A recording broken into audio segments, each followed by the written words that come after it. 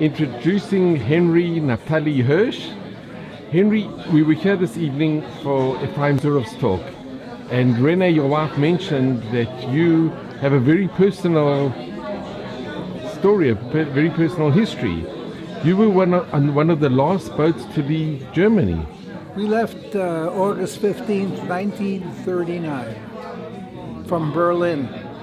And you know the war started November 1st. Remember? I remember, yeah. We went from September the 1st. Yeah, September the 1st. September the And we 1st. went from Berlin to Ostend and from there to Dover. Wow, and how old were you? I was 9 years old. Do you still remember? Of course I remember. I remember when I used to go to Jewish schools and we came home from school, the Hitlerjugend would make a target practice out of us. They would take knives and throw it at our little boys who were my age, 7, 8, to prove the fact that we were an enemy of the state. And therefore, that was some of the memories. I also remember when I came home from school in 1938, November 10th, Kristallnacht. You remember Kristallnacht? Yes, I went to my school, and the school was burning, and I came home. And as I came home, I saw the Germans smashing all the stores. And they saw me on the street. They yelled, "Da ist ein Jude! Da ist ein Jude!" And they chased after me because I was a threat to the German Empire. That was quite an experience. And how, you were 8 years old at this time? Yeah, and I remember a couple of more things.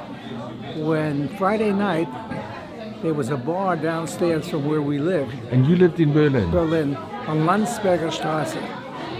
And every Friday night, they had 600 SA peoples come and sing the Horst Wessel song, which says, "Wenn's Judenblut vom Messer spritzt, geht's zweimal so gut.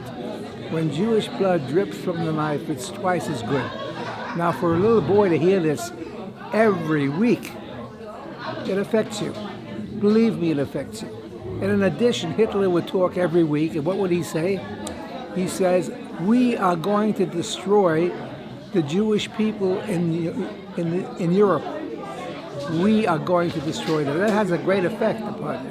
Other great things occurred to me, which made me very unstable and psychologically, because you're under pressure all the time. As a little boy, you feel it. You don't have security. You don't have rest. You're always under stress. And those things you carry with you all your life.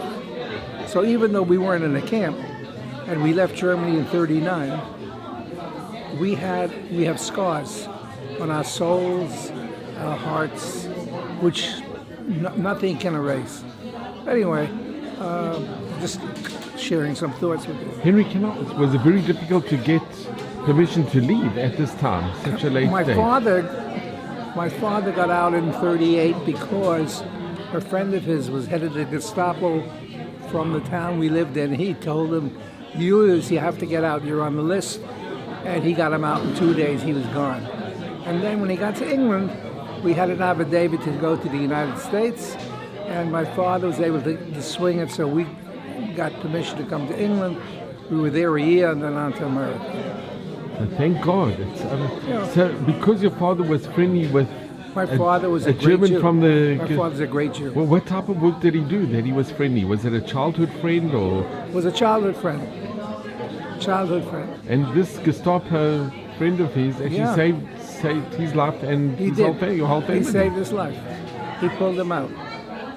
Thank you so very much, Henry. It's really such a pleasure, and may you just be blessed with good health, mazel and brocha. Amen. Ad Maya Vesrim. Amen.